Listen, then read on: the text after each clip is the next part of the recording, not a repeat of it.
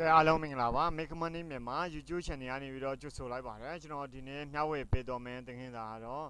cryptocurrency တွေ free လက်ခံရရှိနိုင်တဲ့ website လေးတွေနဲ့ပတ်သက်ပြီးတော့ရှင်းပြပေးတော့မှာဖြစ်ပါတယ်ဒီတင်ခင်းတာကိုမစားတင်ခင်မှာကျွန်တော်တို့ရဲ့ Make Money မြန်မာ YouTube Channel ကို subscribe မလုပ်ရသေးဘူးဆိုရင် subscribe လေးလုပ်ထားပေးဖို့တောင်းဆိုပါတယ်ဒီ YouTube Channel ကနေပြီးတော့တင်ပေးနေတဲ့တင်ခင်းစာလေးတွေဟာအကျိုးတစုံတစ်ခုရှိခဲ့မယ်ဆိုရင်တခြားတင်ငယ်ချင်းတွေကိုလည်းမျှဝေပေးခဲ့ပါအောင်เนาะကဲဒါဆိုရင်တော့အရင်ဆုံးကျွန်တော်တို့ကနေပြီးတော့ဒီ FaucetPay account တစ်ခုဖွင့်ထားပေးဖို့လိုပါတယ် FaucetPay account ဖွင့်နည်းကိုကျွန်တော်ဒီ Make Money မြန်မာဆိုတဲ့ YouTube channel မှာပေါ့နော်FaucetPay wallet account ဖွင့်နည်းဆိုပြီးတော့ဒီမှာသင်ခန်းစာတစ်ခုရှင်းပြထားတာရှိပါတယ်ဒီ FaucetPay wallet account ဖွင့်ပြီးတော့ကျွန်တော်တို့ကဒီလိုမျိုး Litecoin ဆိုတဲ့ cryptocurrency ရဲ့ဒီလိုမျိုးဒါကြတော့ပေါ့နော် Dogecoin ဆိုတဲ့ cryptocurrency ရဲ့နောက်ပြီးတော့ Digibyte ဆိုတဲ့ cryptocurrency ရဲ့ပေါ့နော်ဒီ cryptocurrency တွေကိုလက်ခံလို့ရတဲ့ website တွေထဲကဒီ FaucetPay account FaucetPay wallet account ဖွင့်ပြီးတော့လက်ခံတဲ့နည်းလမ်းပဲဖြစ်ပါတယ်cryptocurrency တွေစုဆောင်းတဲ့နည်းလမ်းပဲဖြစ်ပါတယ်အရင်ဆုံးကျွန်တော်တို့မှာရှိထားမှာကြတော့ FaucetPay wallet account တစ်ခုရှိထားပေးဖို့လိုပါတယ်FaucetPay wallet account ဖွင့်ပြီးသားမရှိလို့ရှိရင်တော့ဒီသင်ခန်းစာကိုအရင်ဆုံးကြည့်ပေးဖို့တောင်းဆိုပါတယ် FaucetPay wallet account ဖွင့်ပြီးကျွန်တော်တို့ကBitcoin နဲ့အလကားယူတဲ့ဟာရှိတယ်နောက် cryptocurrency ပေါ့နော် Bitcoin ရလို့မဟုတ်ဘူးတခြား cryptocurrency တွေကိုလက်ခံနိုင်တဲ့ FaucetPay wallet ပဲဖြစ်ပါတယ်ကဲဒါဆိုရင်အရင်ဆုံး FaucetPay wallet account ဖွင့်ပြီးပြီဆိုရင်တော့ FaucetPay wallet account မှာဆိုရင် Bitcoin လက်ခံနိုင်တယ် Ethereum လက်ခံနိုင်တယ် Dogecoin လက်ခံနိုင်တယ် Litecoin Bitcoin Cash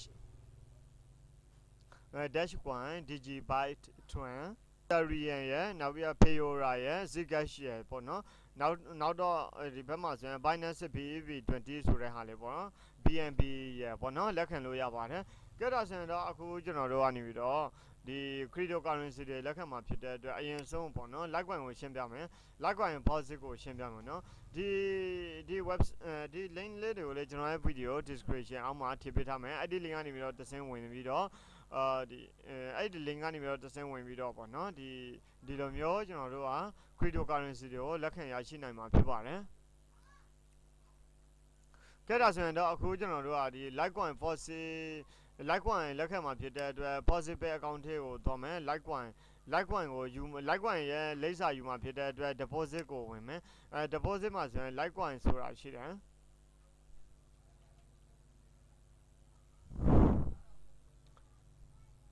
Litecoin တွေ့ပြီ Litecoin တွေ့ပြီဆိုရင်သူရဲ့လိပ်စာပေါ့နော် Litecoin ရဲ့ address ကို right click ထောက် copy ယူမယ်ပြီးရင်တော့ Litecoin မှာကျွန်တော်အောက်ကိုဆင်းသွားပေးမယ် right click ထောက် sorry ဒီလိုမျိုးပေါ်လာပိတ်လိုက်ပါနော် right click ထောက် paste ချလိုက်ပါဒါဆိုရင်တော့ဒီလိုမျိုးဖြစ်တော့မှာပေါ့နော်ဒီလိုမျိုး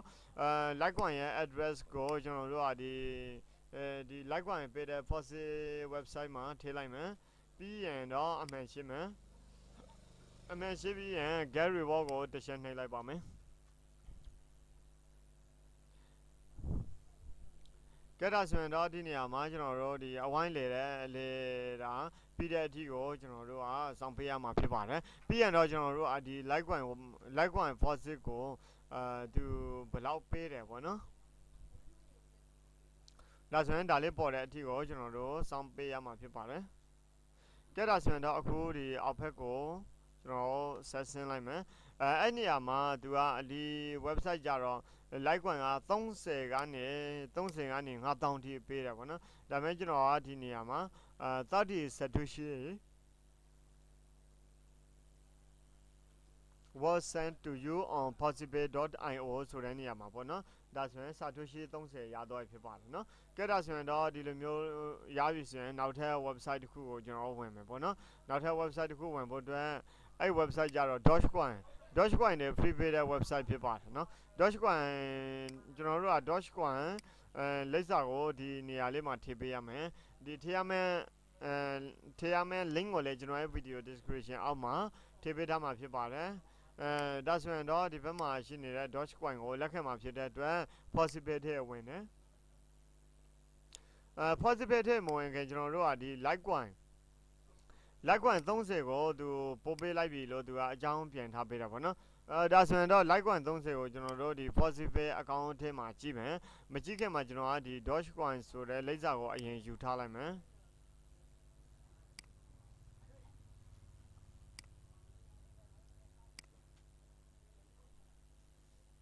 ပြီးရင်တော့ဒီဘက်မှာ Dogecoin Faucet ဆိုတာရှိတယ်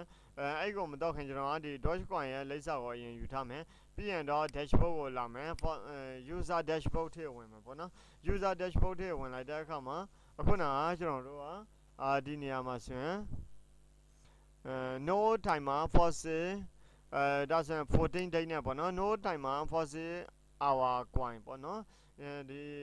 ဒီကနေပြီးတော့ကျွန်တော်တို့ကဘယ်လောက်လက်ခံလိုက်လဲဆိုတော့0006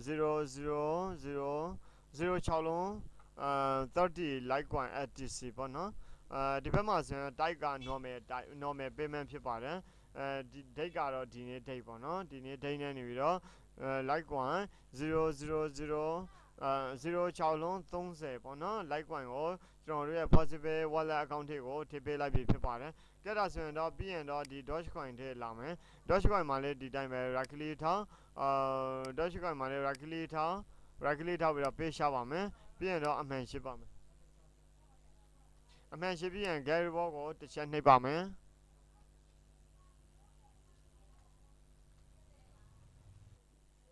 ကဲဒါဆိုရင်တော့အခုကျွန်တော်တို့ရဲ့ဒီနေရာလေးမှာဒါလည်းပြီးဟိုပါပေါ့နော်ဒါအဝိုင်းလေတာပြည့်တဲ့အထီကိုကျွန်တော်တို့ကစောင်းပေးရမှာဖြစ်ပါတယ်ကဲဒါဆိုရင်အခုဒါလေးကိုပြည့်တဲ့အထီကိုကျွန်တော်စောင်းလိုက်မယ်နော်ကဲအောက်ဘက်ကိုဆင်းတော့တဲ့အခါမှာ Dogecoin ကဘယ်လောက်ထည့်ပေးလိုက်ပြီလဲကျွန်တော်ကြည့်အောင်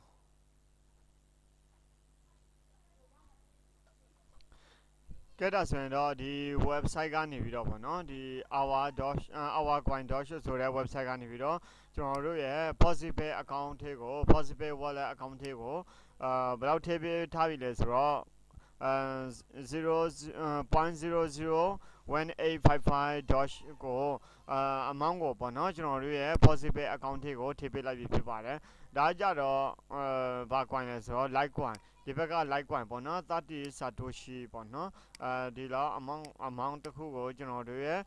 FaucetPay account ထဲကိုထည့်ပေးလိုက်ပြီဒီဘက်မှာ Dogecoin ကိုလည်းDogecoin လည်းဒီလောက်ပေါ့နော်0.001855 amount တစ်ခုကိုFaucetPay account ထဲကိုထည့်ပေးလိုက်ဖြစ်ပါတယ်ဒါဆိုရင်ကျွန်တော်တို့ကသူ့ကို refresh တစ်ချိန်နှိပ်လိုက်မယ်အခုဆိုရင်တော့ဒီနေရာမှာ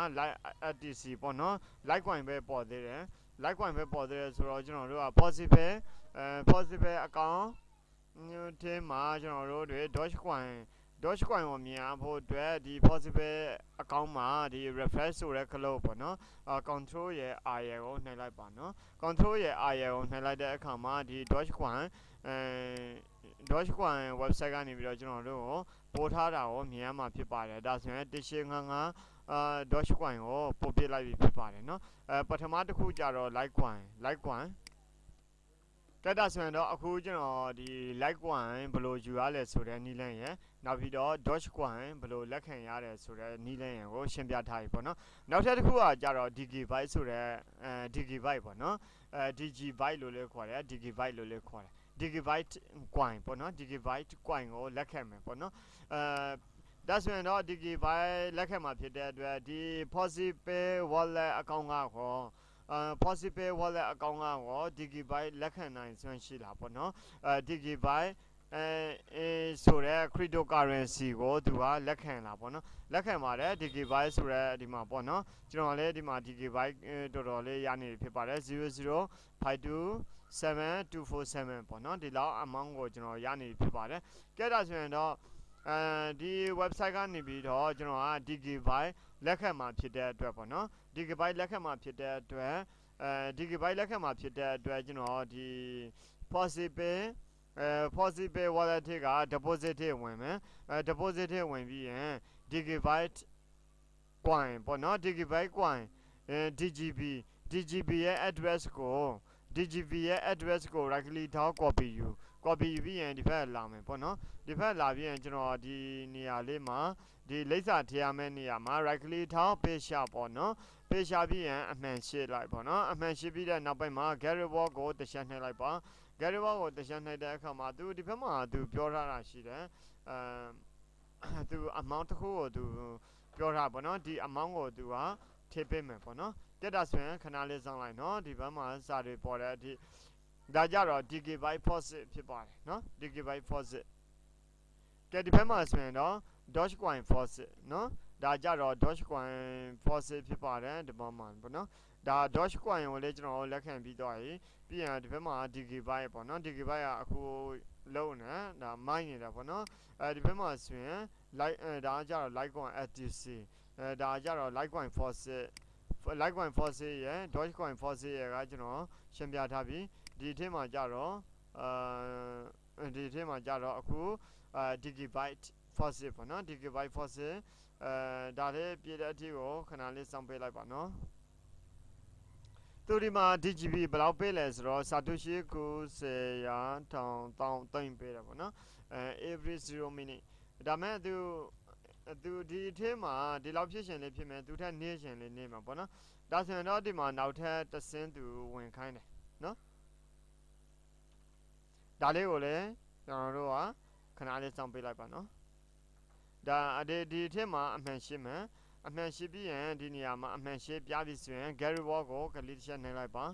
ဒါမျိုးလေးတစ်ချက်နှစ်ချက်လောက်တစ်ခါတလေလုပ်ပေးရတာရှိပါတယ်တစ်ခါနှိပ်လိုက်လို့မအောင်မြင်လို့ရှိရင်နောက်ထပ်တစ်ချိန်လောက်ပြန်ပြီးတော့နှိပ်ပေးရမှာပေါ့နော်ဒါဆိုရင်ဒီဘက်မှာလည်းကျွန်တော်တို့ကနည်းနည်းစောင့်ကြည့်လိုက်ပါ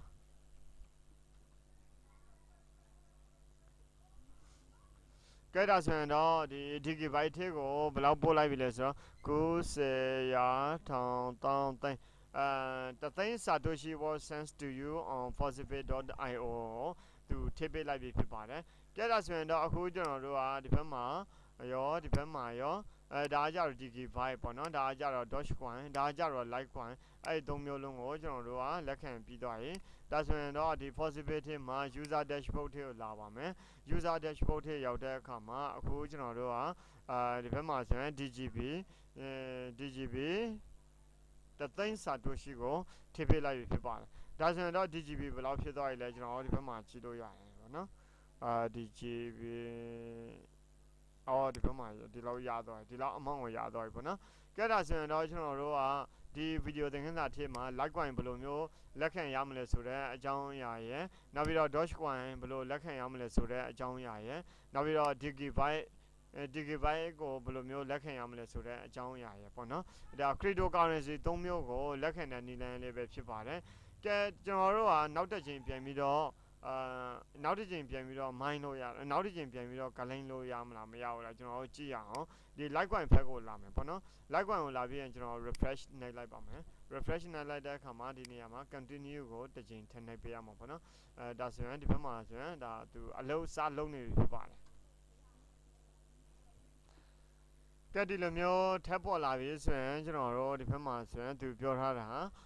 30ကနေ9000 Satoshi every 0 minutes ပေါ့နော်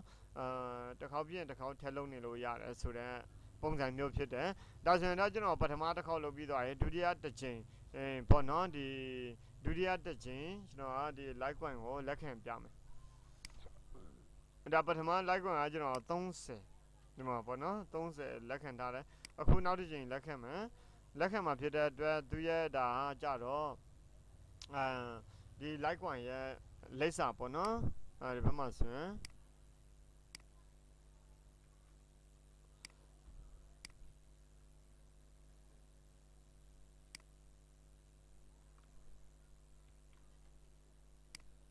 ကဲ Litecoin လိပ်စာကို right click ထောက်ပြီးတော့ပေးရှာလိုက်တယ်ပေးရှာပြီးရင်ကျွန်တော်အမှန်ရှင်းလိုက်မယ်ပေါ့နော်အမှန်ရှင်းပြီးရင်ကျွန်တော်ဒီ get reward ကိုကလစ်တစ်ချက်နှိပ်ပါမယ်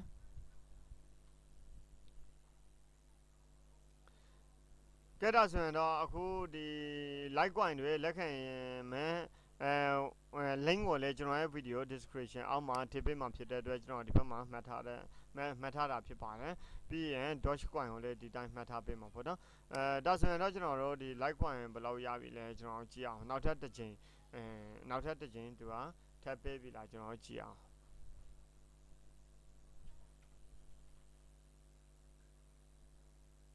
30 Satoshi was sent to you